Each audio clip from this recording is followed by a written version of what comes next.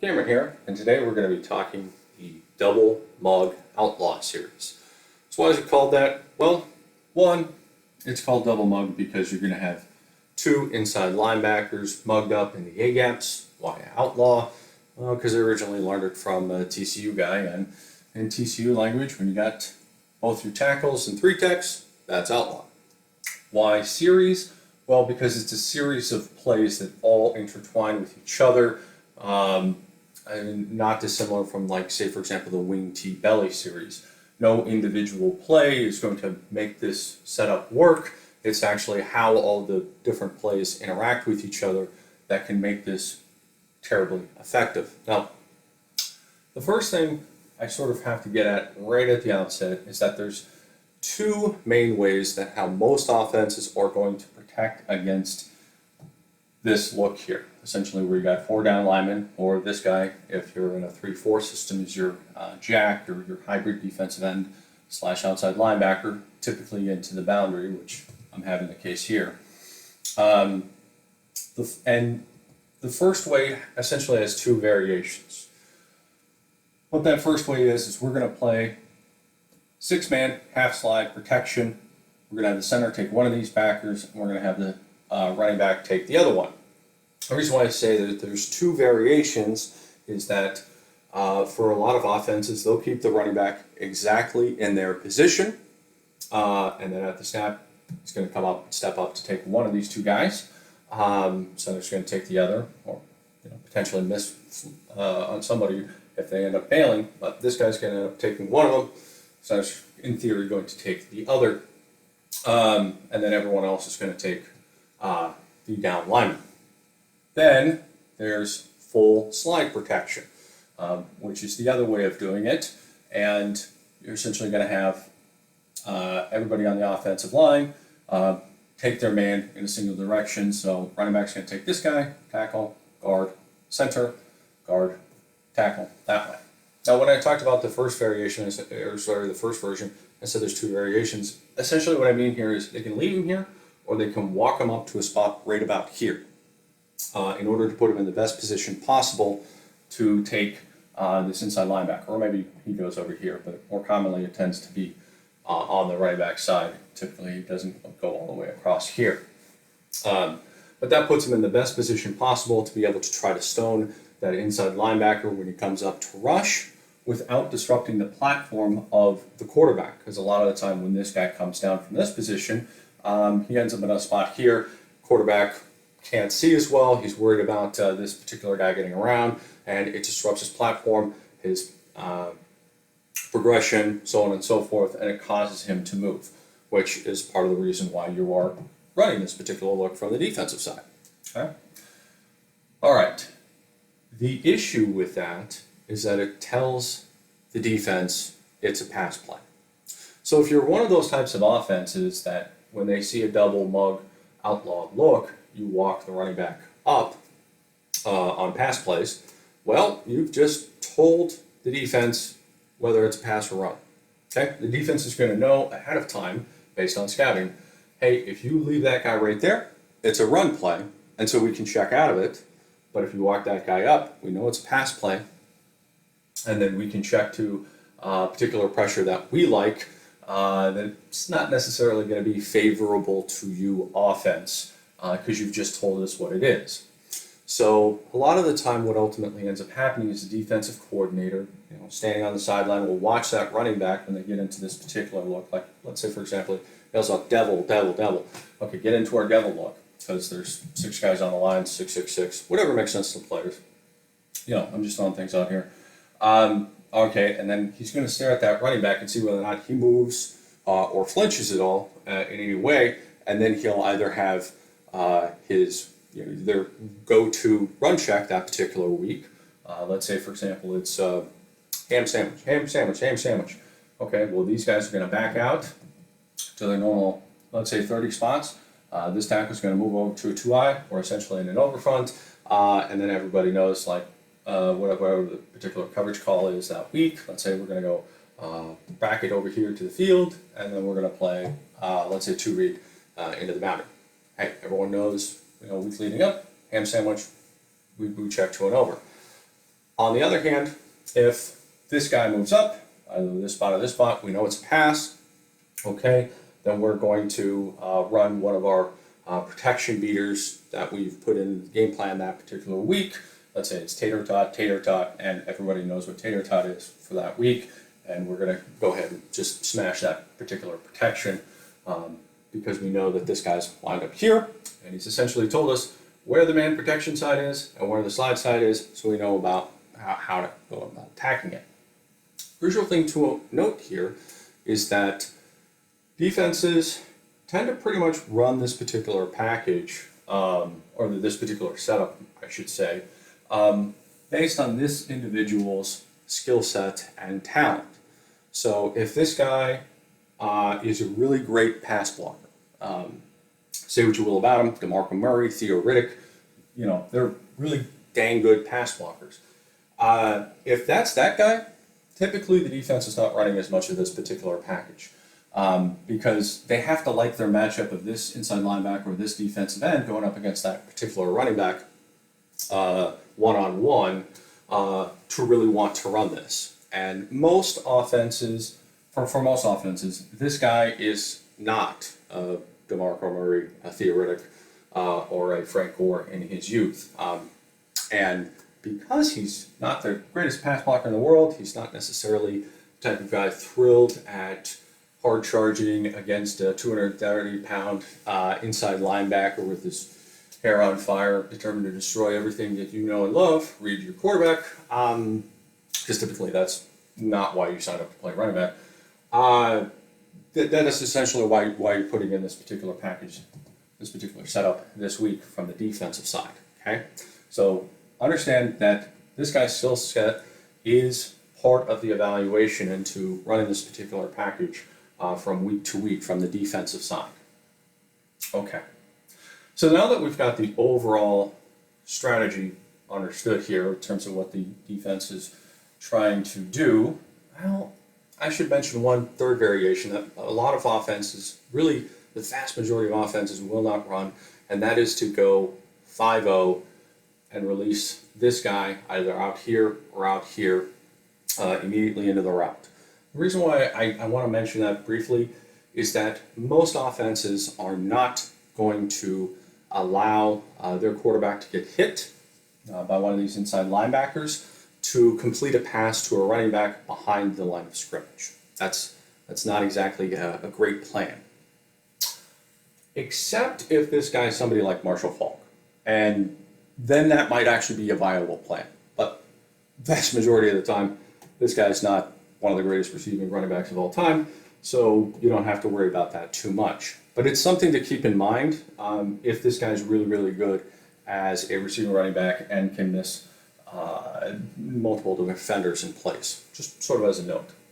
All right, now to get to the actual sort of calls that you end up, the defenses tend to end up running from this particular package. The first and the most obvious is simply sending 6 and everybody goes to their gaps. So backers in A, tackles B, ends C, and you have to run this one from the defensive side in order to get the offense to honor all 6 gaps. A lot of what I'm going to be talking about following this particular play, it only works if you have given the offense reason to believe that you can and will attack all 6 gaps at once. Okay, I just want to be clear about that right from the outset. It may not necessarily be something you want to run a lot of from the defensive side. You may want to run something that's a little more crafty and deceptive at times, sure. But you have to run that one in order to get the offense to set their protection a certain way that you would like for your other plays to be set up. All right. The second play that typically ends up being run out of this one is to have these 2 backers run a read rush. Well, what's a read rush? Well, that's where 2 defenders read the slide of the offense, and based on that slide, one of them drops out into coverage and the other one rushes. Anyone familiar with Bill Belichick's rain concept would understand, hey, oh yeah, that's read rush. Okay, well, it's a similar thing here. So whichever way the center ends up setting, let's say it's this guy, he's going to step into his gap like he's coming to sell that particular rush, and then he's going to bail out coverage. And this guy is going to fly right off the center's rear end in order to get a one-on-one with the running back. And if you can beat him, you'll potentially end up getting a sack. Now, there's a couple little variations on this one. Technically, most of the time, we're rushing these 4 individuals, but sometimes the defense will ultimately drop one of these defensive ends back into coverage. But more commonly, we're rushing 5. It's going to be a form of fire zone, or what I call silver, which is man across the board with a deep safety, as opposed to when you're actually sending all 6, and that tends to end up being pretty much exclusively man across the board with inside leverage, or hot coverage, which is your 3 deep, 2 under coverage. All right, then the third play that typically ends up getting thrown in here is a pick stunt. Okay, what's a pick stunt? Well, it's kind of similar to a read rush. Let's say the center ends up setting to this particular backer for the sake of consistency. Well, he's going to, just like on the read rush, he's going to step up into that gap, selling that, and then he's going to back out and essentially loop around to a spot that's right around the backside A gap. This backer, the moment he sees the center set himself and turn his sights on this particular backer, is going to run directly at him and execute one of 2 different techniques. The first of which is pretty simple. You just run at him with your arms and your frontal body, and you try to knock him over, and then you work your body upfield. The other, which is a little bit more difficult to pull off, at least pull off correctly, is to essentially run into him with your shoulders and your hips against his shoulders and hips to be able to knock him aside and then continue upfield towards the quarterback. The reason why I say that's more difficult is because it's more difficult to, on one part, knock the center off balance, get him so that he's not going to be able to affect this particular backer, while at the same time maintaining your balance and momentum and being able to continue upfield. But the ultimate result, if executed correctly, is that this guy will end up coming first. Running back will theoretically pick him up, and then this guy will come as a free rusher towards the quarterback. Now, there's a variety of different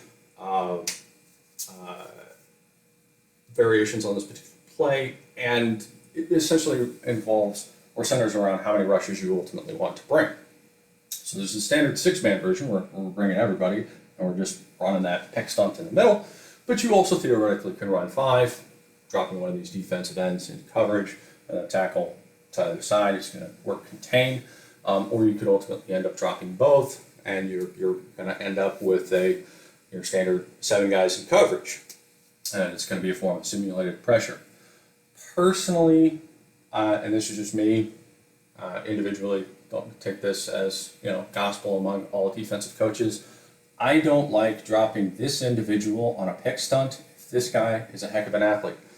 Okay, he's a really great runner. He can get around the pocket. He can move around, that kind of thing. I don't like losing this guy as part of the rush. And the reason why is that if this guy comes as the first rusher, running back picks him up, and this guy ends up as the free rusher, but he's essentially coming from over here, this is going to flush the quarterback out over here into the boundary. Okay, and this tackle has a responsibility, if the end is not rushing, to get around the tackle and get up here to keep contained. And that can be a very, very difficult responsibility for the tackle given his starting spot. And since I'm not necessarily thrilled with the notion of the quarterback running amok in the boundary, hey, we got a free rusher, but now he's just causing all kinds of havoc over here. I'm not exactly sure what we accomplished here. I like to keep this guy here in order to ensure he's contained. And therefore, we're at least forcing the ball out quickly from a defensive standpoint. May not necessarily get sacked, but sometimes forcing them to get the ball out quickly is ultimately enough. Now, depending on whether you're going to run the 6, 5, 4-man rush versions, 6-man rush again, man, inside alignment. Why? Well, because there's no deep safety when you do that, when you're rushing 6. So if somebody is able to hit a slant, that can very readily go for a touchdown. So keep that inside alignment, even though it technically allows for some outbreaking routes. because you have the advantage of the sideline and individuals being able to rally to the ball in that situation. The other one, of course, is hop coverage. So, if we're actually sending six, deep third, let's say deep middle, and these guys are going to play that poach technique where everyone teaches a little bit differently, but essentially stand 7 to 8 yards inside, a little bit inside of number 2. And you add the quarterback, maybe slightly different depth based on the way you teach it and things like that. But you got to keep eyes on the quarterback because you're sending 6, that ball's going to come out fast. 5-man version typically ends up being a fire zone or silver, again, essentially a man across the board, deep post safety. And then when you go with the 4-man version, you actually are giving yourself a wide variety of different options in which you could ultimately run. And you're not even necessarily limited to single high coverages. You can even theoretically play cover 2. Maybe not my first choice, but it's depending on what you're getting, that definitely could be a thing. Okay, so those are the 3 base ones, I guess, in my mind, that you have to present to the offense, because those are the ones in which you're really threatening to bring basically everybody across the board. Then there's the ones where you can have a little bit more fun. So like I said before, if this running back, this is an offense that declares whether or not it's pass or run, because I like to lock this guy up on pass plays or leave him there if it's a run play. Okay. Then you now have the option of just backing out these backers on pass plays. Let's say he walks up here, okay, these guys back out, and these 4 guys are going to rush, and you get to play standard coverage for the most part. But since you know that this is the man side and that this is this slide side, typically you have an opportunity from a defensive standpoint to run a particular game over here, such as Tex or X, or you can throw in a bunch of others in theory. Just some sort of 2-man game over here because you know that that is the man side as part of the protection. Okay? That's sort of a standard thing to install as part of this particular series. The next one, however, I think of as sort of being the fun one. And that is, okay, they walk the running back up. We know that this is the man protection side. We know this is the slide side. Okay, awesome. Let's overload this side. So essentially, these 2 guys are going to end up backing out, be part of coverage. This tackle is going to go into the A-gap, In the end, he's going to start off on a contain rush right here, and this guy is going to fly on his most direct path directly to the quarterback. So if this guy's walked up right here, it's very, very difficult for him to be of much help when you're sending this guy and that guy to this side over here, and very quite commonly results in a free rusher.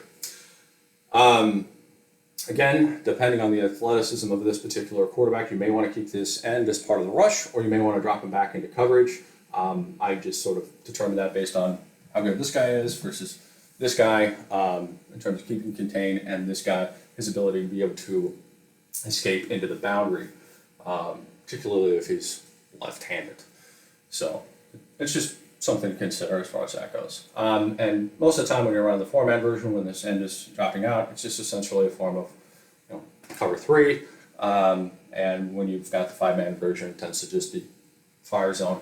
But sometimes you're running silver, that man across the board, deep safety type deal.